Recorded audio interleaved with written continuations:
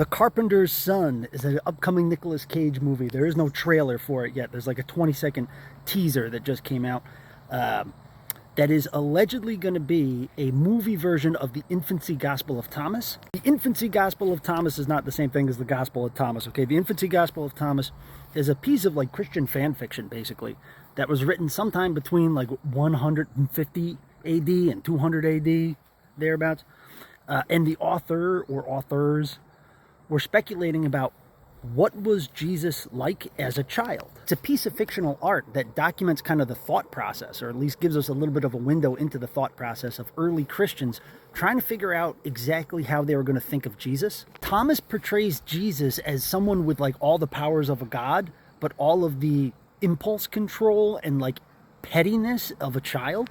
Everyone is scared of this kid in the book because he's just running around like killing people. Occasionally he brings them back to life, but not always. And killing them for like no reason. There's a scene where, like early on, there's a scene where he's making sandcastles in the mud at a river, and another kid knocks over his sandcastles, and baby Jesus just goes, the kid dies. He also spooks out all of the adults because he'll just have like this random like arcane esoteric knowledge that nobody else has. There's a part where his school teacher is like, write your ABCs, Jesus, and Jesus says, let me explain to you the letter A.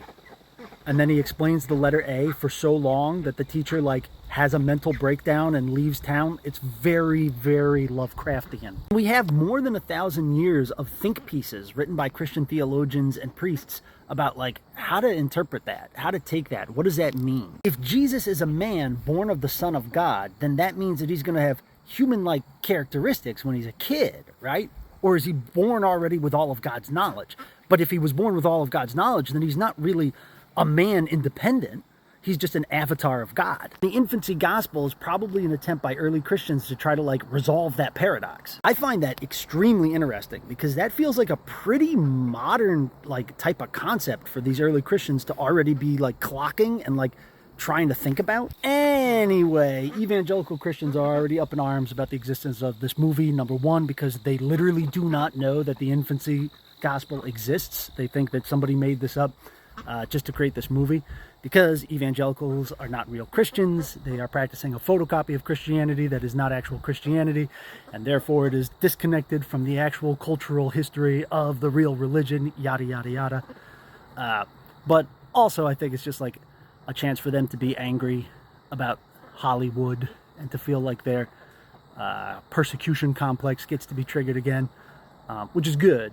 Like, makes me want to see the movie. But I think even on top of that, like, evangelicals are going to have a problem with this movie because it is a document of the fact that early Christians had questions, right? They were questioning the text. The type of Christianity we have in the United States right now is so regressed and primitive that it is of a lesser order than the Christianity that was being practiced literally in the year 150.